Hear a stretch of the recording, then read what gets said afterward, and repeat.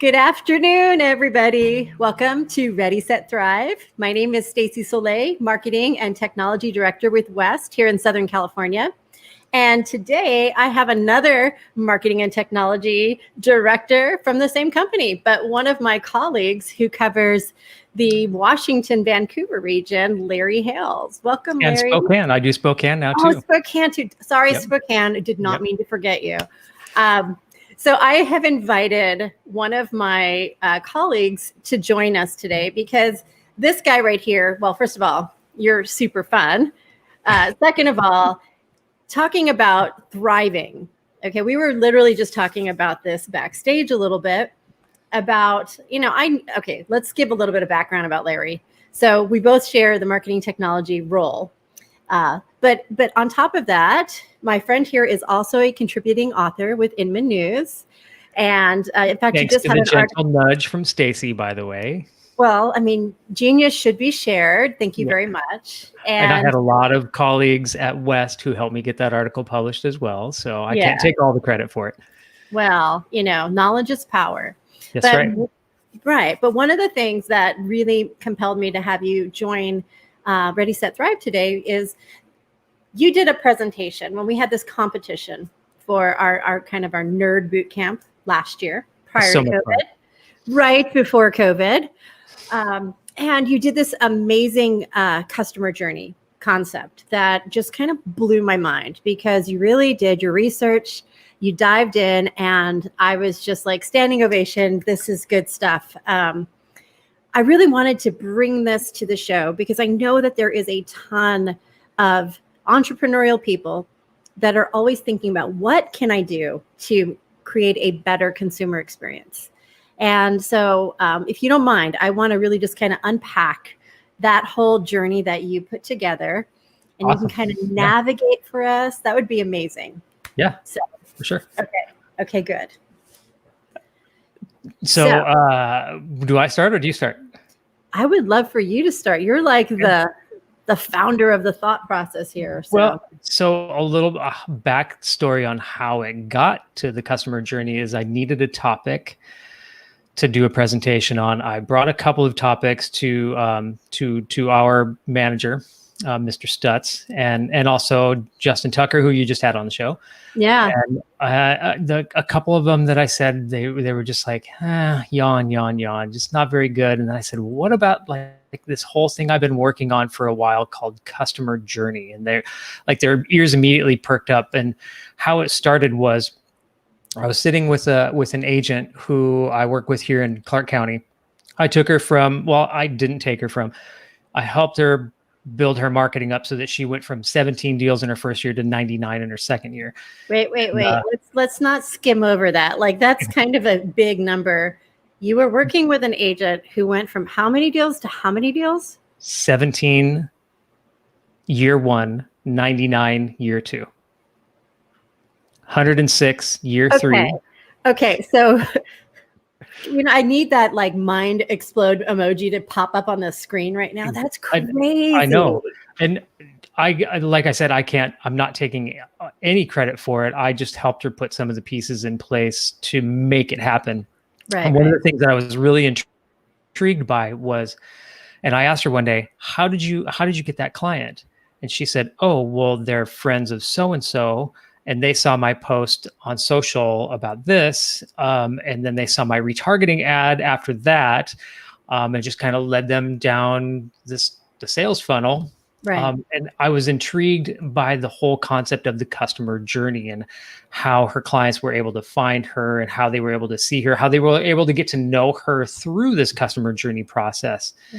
And it just kind of happened by accident. A lot of this happened by accident. We weren't really doing it on purpose, but some of the things that we were doing are very customer journey related, and we never mapped it out ahead of time. So, but that's kind of how it started. And I'll use a lot of the examples from her marketing to help other people as well to see like how they can kind of envision the whole process going as well.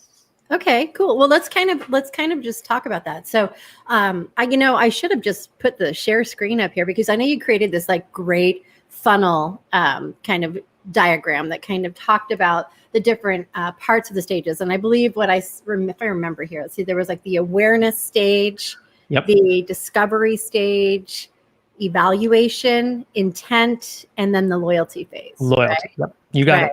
Okay. Yep. All right. So And let's somewhere talk in there, about that, like, how that all comes across. Yeah. And the purchase is in there somewhere too, as well, because you have to lead them down the sales funnel till they purchase, and then they're in the loyalty phase afterwards. So, but one of the things that I found is, and it's crazy to think about, we weren't putting the right message in front of our clients at the right time. We were marketing to them in a totally different way. And that's the way most marketers are. They don't have the right combination of text and headlines and images to market directly to their ideal client. So one of the things that I did is I sat down with her and said, who's your ideal client? I mean, who's the perfect client for you? And she kind of tailored it out. She's like, okay, well, they're typically in this age range and they have typically this kind of income, and they usually have kids. They want to move out of the suburbs and they want to move into an area with more country. And she's kind of out there in the country. And so we just kind of tailored our marketing right to that specific demographic. And lo and behold, it worked. So when you were kind of walking her through the process, and I do this oftentimes with my clients as well, is, kind of painting the picture of trying to figure out who it is that I would connect best with, who would I have a really authentic, natural connection with. Are there some specific steps or questions that you ask your clients when they're trying to hone in and figure out who that ideal client is? Yeah, demographics first. Always demographics first. Like, what is their age range? Where do they live? Their location? Things like marital status. Do they have kids? Do they like dogs? Those are demographics. And then, psychographics after that is usually where we go next. What do they want? What are their goals, their dreams, their ambitions? What are their pain points and turnoffs? What problem do you have that you're going to help them solve? And so when you put everything out in black and white like that, it makes it a lot easier to figure out like what kind of message you want to send to that client. And makes your marketing so much more authentic and directed, specifically towards them as well. Yeah. Well, I'm going to play kind of devil's advocate for a second. Okay. Because, sometimes, we're going to have clients that are saying, well, I've been in the business for long enough that I have a great idea who my ideal client is. And these psychographic questions are easy for me to, put together. And I have a good idea of who I'm trying to connect with. Okay. But sometimes we have people that are like, I don't know what their dreams are. I don't know what they think about. Yeah. I barely know what their career is because they don't, I'm just getting started. So what are some of the things that I have a couple of my little cheats, but I'm curious, what are your cheats to help somebody kind of guide them through that process of figuring out what they don't yet know? If they've already sold a couple of houses, I have them go back and look at their past clients, look specifically at the last maybe 3 or 4 sales. What did they have in common? What was their age range? Sometimes you can find similarities in them, like, oh yeah, well, of the last 5, 4 of them had kids and one of them had a kid on the way. Okay, well, now we know we're looking at families. Okay. What else did they have in common? Well, we're up here in the country, so a lot of them like the outdoors and they like fishing and they like boating or kayaking, trail running, things like that. They're more adventurous than most people. Like, okay, well, so there's some similarities there. So kind of you paint the picture of who your message resonates with the most by looking at just the past 4 or 5 clients that you are working with. Right. And how do you feel, because one of the other little cheats, I guess I put out there is, if you're, maybe you're a buyer's agent and you're trying to pivot and be more of a seller's agent. And so you're recognizing that I really want to work more with people that are ready to move up or move out. One of the things that I always suggest is, and I'd love your feedback on this as well, is if you're not yet sure, who do you connect with naturally? Because it's going to be easier to create a connection with people that have something in common with you. So if you're just getting For sure. started, like for instance, like yourself, you're an ultra runner. Is that right? Yeah, ultra runner, sure. Yeah. Is it ultra marathoner or ultra runner? It's usually ultra runner. Yeah, that's typically the demographic, I guess. Okay. Yeah. See, everyone who's like a runner and watching this is like, boo, you got to get the words right. Ultra runner. Okay. Yeah. I'm an ultra cripple. So that's pretty much what I've got going on. It's Okay. anybody who regularly runs distances of over a typical marathon. Yeah. We're going to cover that later because there's some inspiration I want to uncover from you, mister. Okay. So once you have honed in and you figured out, okay, I have my awareness of who my audience is, right? Yep. And who I want to connect with. Now, how do we go about that discovery process? So the discovery, it comes usually after the awareness. Is you have to get them into the top of your sales funnel first and introduce them to who you are. And that usually happens organically. It can happen through ads as well. It can happen through your pastimes. Let's say you're an ultra runner and you meet 50 other people who are ultra runners. They're in the top of your funnel, and now they can discover what you do for a living. So that's kind of the discovery phase, as they discover what you do, and more importantly, how you can help them solve their problems. It comes down to it's the whole like, know, and trust. That's who we do business with, who we like, who we know, who we trust. Right. And we're not going to do business with people that we don't know or we don't trust. So the objective is to get them to know us. Now we got to get them to like us. And that's kind of where the discovery phase comes in. We get them to like us, and so that our message connects with them in a meaningful way, so that they move further down the sales funnel to the intent phase, where now we want to work. We've chosen you to work with, and that's where they move on to next. Right.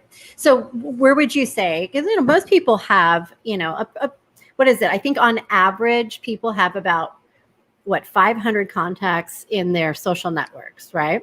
Yep. So would you say that from that perspective, you're having a lot of natural discovery happening through that process? If you're engaging, if you are putting content out there, people are getting to know you and making decisions on, who they think you are, right, or how they relate to you or how they don't relate to you.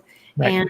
And so if you needed to maybe tweak or hone in on that discovery process, altering, how you share, what you share, the times you share, how important is that, do you think? It's different for every individual, honestly.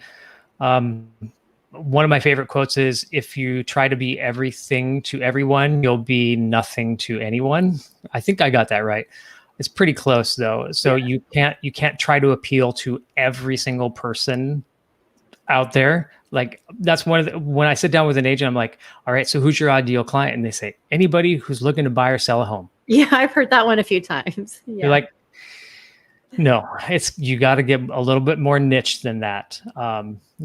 So that's where the ideal client comes in. And if you try to be everything to everyone, you're going to be nothing to anyone. So be genuine and authentic in your message. If it doesn't resonate with somebody, cool, they weren't meant to be your client, but your message is going to resonate with your target audience and your ideal client. Right. So just keep it authentic, honestly. Yeah. Well, actually, that had a moment there when you were talking about, my type of client is anybody who's looking to buy or sell a home. You know what that reminds me of? When somebody says, what's your type of person that you want to, date or be in a relationship with? Anyone breathing? Yeah. Right? You need to narrow it down a little bit more than that. Like, you got to target it in. Like, I think that's a great analogy. Yep. How to dial it in a little bit closer.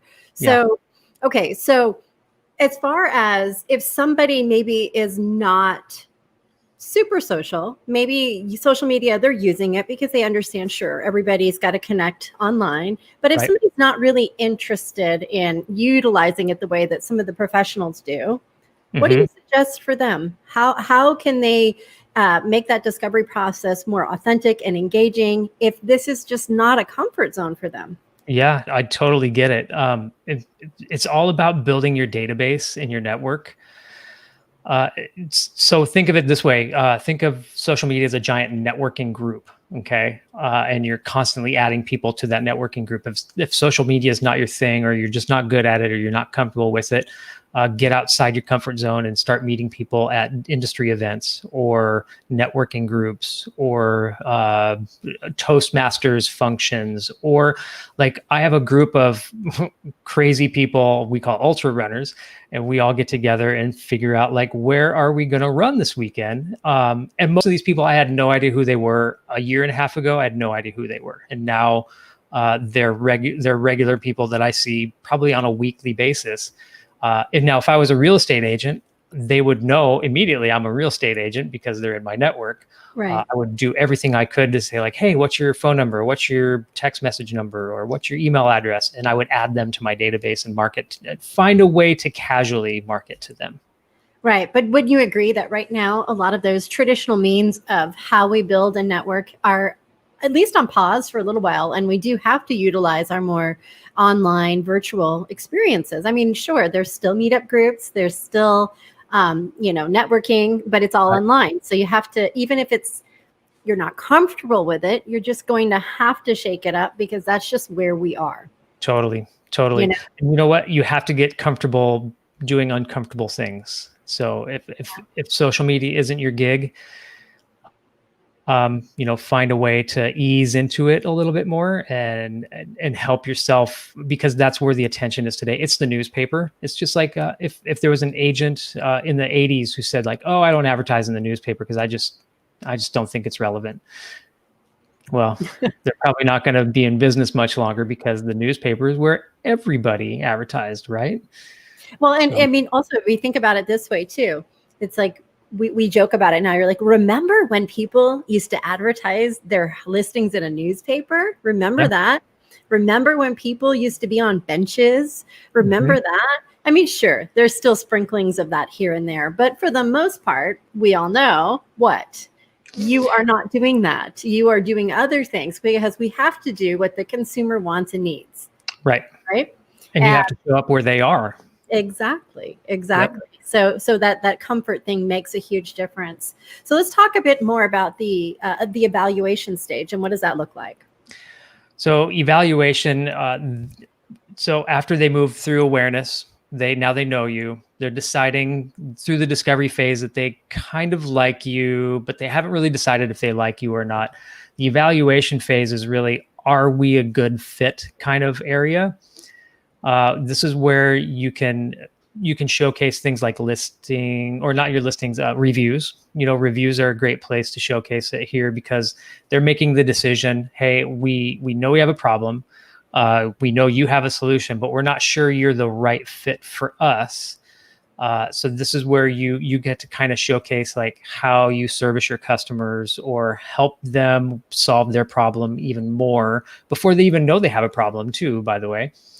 And lead them on down into the intent phase where they pick up the phone and they call you and they say, you're our guy. We're going to hire you to buy our house or sell our house. Right.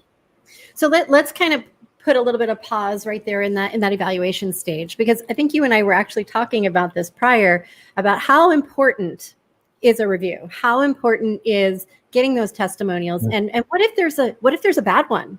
Does that are you done with? Is it over with? I mean, let's talk a little bit about that whole process, because you and I were talking about how we handle it, right? Yep. I like bad reviews. I think, well, I'll take that back. I don't like bad reviews. I can appreciate them because you can use it as a growing moment for you and your team to say like, this is how we can improve and how we can get better and rectify that situation so that it doesn't happen again. So anytime you see somebody with, 255 reviews and they're all 5 stars, you're like, maybe they're just really awesome. Yeah, they could just be really awesome. Yes, but every once in a while you got to have that 4-star or a 3-star once in a while that just says,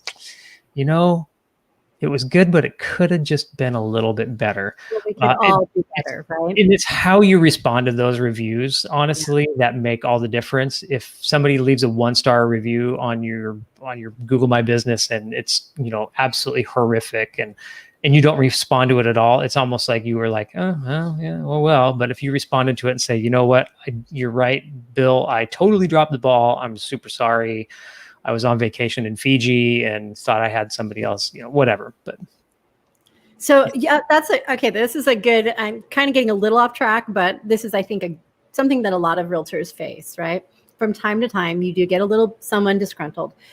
One of the times, or not one, actually, I've seen this on numerous occasions where the consumer is confused, right? Where something falls apart during a transaction.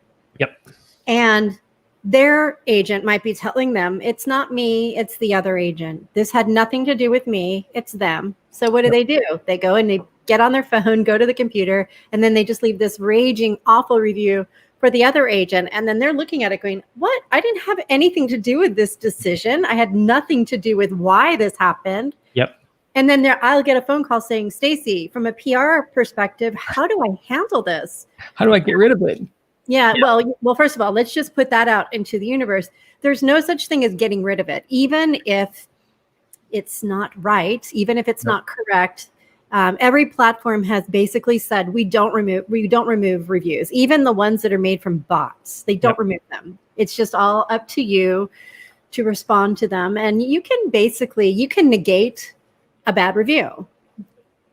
You can. I mean, just with a simple reply.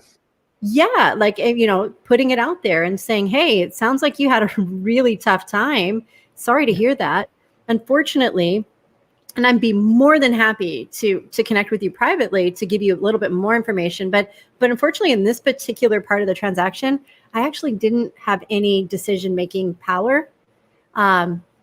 So if you'd like, we could talk a little bit more about who you should talk to get that problem resolved. Right. But again, thank you so much for reaching out. I'm for the feedback. Hopefully I can help you figure out what you need to do next. Because if I'm looking at something like this as a consumer, I'm like, wow, that person got raked over the coals and they handled it with grace. They were dignified. They were helpful, and they didn't freak out. They didn't name call. They didn't block or, get super defensive. I always tell my clients, the worst thing you can do is get defensive. And there's so many things that can go wrong in a transaction. There's so many places that people can stumble, and it might not be your fault. It might not be the agent's fault. It might not even be the lender's fault.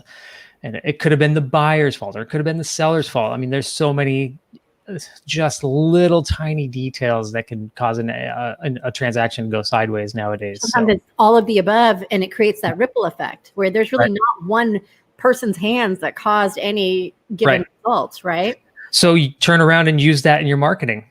Yeah. And say, like, here's all the places that a transaction can go sideways, and use that as part of your evaluation right there. How I handle negotiation on repairs. Here's how a deal went sideways because of a badly negotiated repair. And the deal fell apart because of this. I was able to keep it together. So that's part of your evaluation phase right there. Okay. Well, I appreciate you kind of taking a little divert on the journey with me, because I know. Bring it back. You like that? I'm just kind of weaving it in there. But I don't know about you, but I would assume that you probably get a lot of those same questions as far as, we all go through the same kind of hiccups in our business models, and we want to navigate them appropriately. Yep. So let's talk a bit more about that intent phase before you make a decision to buy, or a decision to work with somebody. Yeah, so that's probably the most important place right there, because they've actually decided that, hey, I have a problem. You're going to help me solve it. I've decided you're going to be the one, and I'm going to call you to tell you that we're ready to move forward. And the worst thing that can happen from the intent standpoint is you get a phone call from somebody and they don't get a reply, or they get a voicemail and they don't get a call back for 2 or 3 days, or even an email or a text message or whatever. So, making sure that during that intent phase, everything switches off. You're done marketing to these people now. They've already made the decision. The worst thing you can do too is start marketing and continue to pepper them with ads. Oh yeah, that's the worst. And I mean, it's honest. I mean, it happens. Here's the thing. I don't know about you, but if you're watching this video and you're in the real estate industry, or any other industry for that matter, sometimes you are out there and you're putting advertisements out, and you have an opportunity to create a lead opportunity to convert, and maybe something goes wrong and you miss that opportunity. They've moved on, or maybe they haven't, but they're just not connecting with you right now. Right. So you continue to market the same way and you annoy them. Now, it happens. It happens. Like, I mean, here's the thing. If you're not a professional marketer, you don't necessarily know all of the things that you're supposed to do, right? Right. I probably annoy people, I'm sure, but well, even when you know what you're supposed to do, you can, well, first of all, you can be busy and you can get overwhelmed. And then sometimes it can just be human error. Right. Or sometimes it's just, I don't know. Sometimes everyone has different bandwidth for what annoys them and what they accept. Like, for instance, on LinkedIn, like I went a little ranty today. You know, I was looking for an accountant a few months back, several months back, and I put out a call to action. They even have a button that says find an expert. Yep. Click that. And I didn't get like any responses. And I thought, if this is a professional network, how am I not getting responses? The few people that did respond didn't service my state, but not really much. And so I was like, whatever. I ended up going and tapping into my referral network and getting a referral from somebody I knew, which we'll talk more about that referral network. Probably worked out a hell of a lot better. Right. Yep. And I was very, very happy with the end result. Well, by the way, that's the loyalty phase where we're going next. Okay. See, good. I like the way this is working. But long story short, here we are like 6 months later, and I'm getting bombarded constantly with all these people trying to add me, and they're all in that tax, professional field. And then as soon as I hit accept, I'm getting spammed. And I'm just like, why are you doing that? We are supposed to be professionals here. Why? And you're never going to go back to that again and try it for a different field, right? Yeah. But no, it's just frustrating, right? Yep. And so, and the reason I was bringing that up today was because I was trying to make a point to some of my clients that are running ads. A lot of people are running ads, but when people are saying, okay, I really, really, really want to make sure I'm getting, this point across, I have this new listing, I have this, I'm like, okay, but don't feel like you've got to just take something and slap someone upside the head with it to get their attention, because you're not going to get their attention that way. Yep. Be a little more passive with it. Or can you build a story? Is there a way that you can compel somebody? Amen. Yeah. Tell the story about this property and how the sunrises are amazing from this hilltop home. You're going to be amazed. Tell the story. You're right. Right. And if it's not a home, because sometimes it's not as beautiful where we are at all times like it is where you is. But, sometimes we don't maybe have those views. But every home has a story. Yep. In the sense that, generations were raised here, and, people that, started off as a little kid kicking the ball in the backyard, grew up to be, a professional soccer player one day. Like, you have stories that you can attach. And I always tell people, what's your goal when you have an ad? And they're like, get leads. I'm like, no, that's not your main goal. I'm going to ask you the same question. What would you say? What would be your main goal when you're running an ad? Like, what is your main goal? Me? Yeah. I would say engagement first. Yeah, for sure. And then my first thing is stop the scroll. Because all we do is this, like, we're just going through our phone and we're just doing this. So it's like, my first goal is, how can I get someone to stop the scroll? Yep. And want them to do what? Engage. That's so hard to do, but it's by the way, the image gets them to stop the scroll first, and then typically people read the headline next. Interesting. So image is important. Headline is equally as important. Yeah. Interesting. Yep. So do you agree that from an image perspective that it shouldn't always be the front of the house? No, it should be the best thing about the house. Yeah. If it's got an amazing backyard, put a picture of the backyard on there. In fact, my recommendation to almost everybody who markets their listings online is to use a different photo than the front of the house, because people may have already seen that house and disqualified it in one way, shape, or form. Right. No, because if you've been looking on Zillow, or if you've been looking on, any other syndicated site, they're going to see it in the order in which it was placed. Correct. Yeah. So that's actually a great tip. So if anyone's watching and you already have your listings submitted to the MLS, consider that, because it is just a way to get a second fresh look at your listing. And it works. I'm telling you, it works. People will give it a second look because they disqualified it via the first picture, but the second picture they put up, they're like, huh, okay. Yeah. Yeah. No, I feel the same way. I mean, sometimes the outside of a house may not be very appealing to me. And then all of a sudden I'll see something that's internal, an interior shot. And I'm like, oh, this is a great house. I wonder what the outside looks like. Go look at it. I'm like, oh, I would have never guessed that house looked like that from the outside. Yep. Especially out here. Sometimes some of the most understated homes from the outside are architecturally just genius on the inside. So I think that's really a great piece of feedback. So let's talk a little bit about once you you've moved past the intent stage and you've decided that you're going to work with somebody, and then you build up that loyalty process. Let's talk a bit more about that. Yeah, loyalty. That's your sphere. That's the base, the foundation for the rest of your marketing should be your loyalty phase right there, because these are the people who already know you, they already love you, and they already trust you. And just like you said before, you went to your sphere and said like, hey, who do you know that can do this? And you probably got a ton of recommendations from that. Yeah. And that's the loyalty phase, because when you do a great job for somebody and you help them with the biggest transaction in their entire life, and somebody else comes on and says, wow, you know what, we're thinking about moving to Mountain Vista area, who do you know? You're going to have people jump out of the woodwork and saying, hey, this person did an amazing job for us, and they're going to recommend you. And that's where the loyalty phase comes in. And in a sense, they become your marketing department too. If you do it well, they can become your marketing department, especially if you treat them the way that past clients really want to be treated. Imagine like, okay, what's your favorite store? What's your favorite store to shop at? I don't know. I don't really shop. Amazon. Well, how about Ulta? Do you go to Ulta? You would think so, right? I'm actually the wrong girl to talk to about shopping. So okay, I'm the Amazon girl.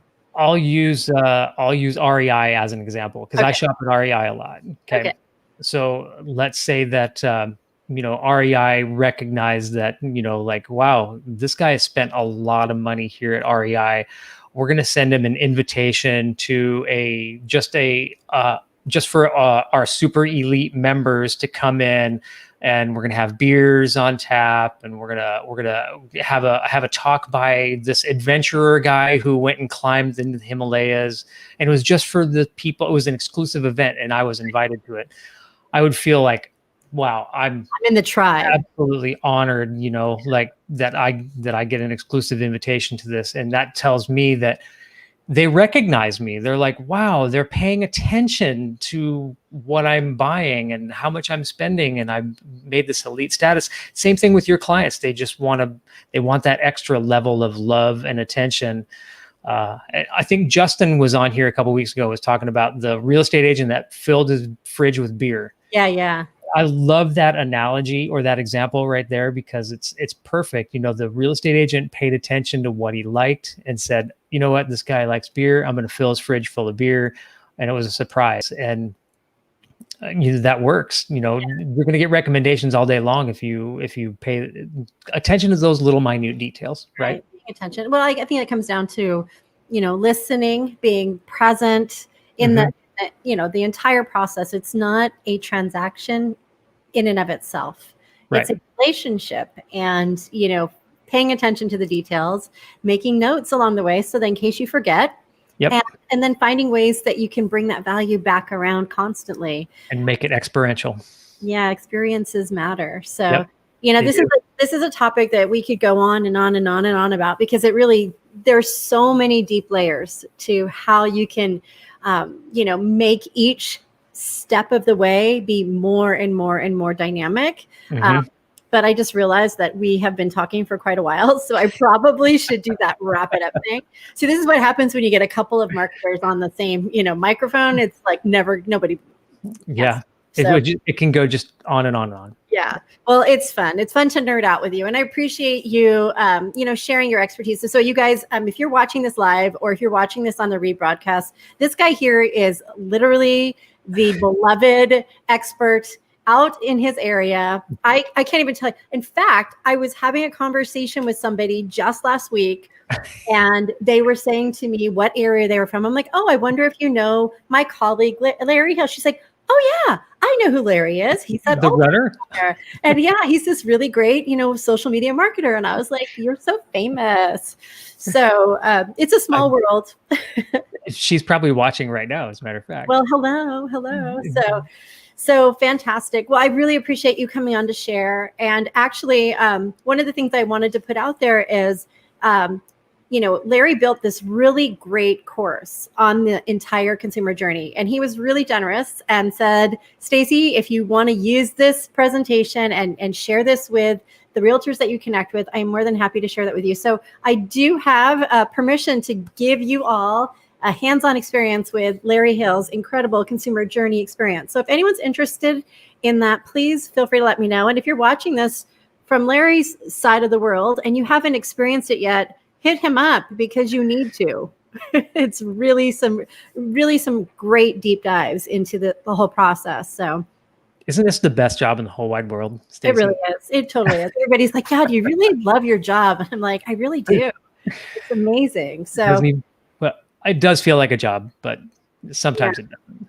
Well, I think at the end of the day, if you're able to do what you're passionate about and then help others to become better and better at what they are trying to be passionate about and have more and more success, nothing is more rewarding than helping others to be successful. Absolutely. The Amen. mom in me loves that. Yep. So, yeah. Yep. Well, Larry, thank you so much for coming on. I really appreciate it. Thanks for having me. Of course. And thank you to everybody who's tuning in. And if you are catching us on the rebroadcast, thank you for stopping the scroll and for watching this video. Okay. Well, moving down the funnel. Exactly. I'm not funneling anyone in this process at the moment, but if I am, you just watch. I'm going to get you. Oh, no, you're moving people down the funnel, whether you think you are or not. You're moving them down. I think I'm funny. I don't know about funnel, but yeah. Okay. All right. Well, thank you so much. Have a great afternoon, everybody. All right. Take care. See ya. Bye-bye.